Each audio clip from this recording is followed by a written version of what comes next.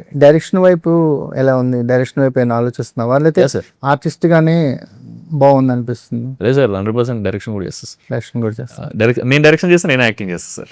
Okay, వేరే వాళ్ళు direct చేయ కష్టమవుతుందేమో అనిపిస్తుంది సార్. ఇది ఈజీగా ఉంది ఇంకా. ఎందుకు వేరే వాళ్ళు అంటే వేరే వాళ్ళని డైరెక్ట్ చేయడానికి కథలు రాయవా? అది ఇంకా ఎక్కువ టైం పెట్టాల్సి వస్తుంది సార్. ఎక్కువ టైం పెట్టాలి. సో ఇప్పుడు నేను ఇట్లా లీడ్ రోల్స్లో కూడా చేస్తున్నాను కదా సార్. అది ప్లస్ మళ్ళీ వేరే వాళ్ళని డైరెక్ట్ చేయడం అనేది ఎక్కువ టైం క్లాష్ అయిద్దేమో అనిపిస్తుంది సార్. అంటే writer and direction and acting అనేది చాలా బిగ్ రెస్పాన్సిబిలిటీస్ కదా. ఇప్పుడు ఈ మూడిట్లో నువ్వు ఉన్నావు అంటే ఒక 2 సినిమాలు అయినా ఈ మూడిట్లో నీ పొటెన్షియల్ కనిపిస్తూ ఉంటుంది. ఎలా దేని వైపు ఎక్కువగా వెళ్తూ ఉంటావు ఇప్పుడు అసలు ఇప్పుడు? నీకు యాక్టింగ్ అనేది ఇప్పుడున్న ప్రకారం అయితే యాక్టింగ్ లానే చేస్తున్నా సార్.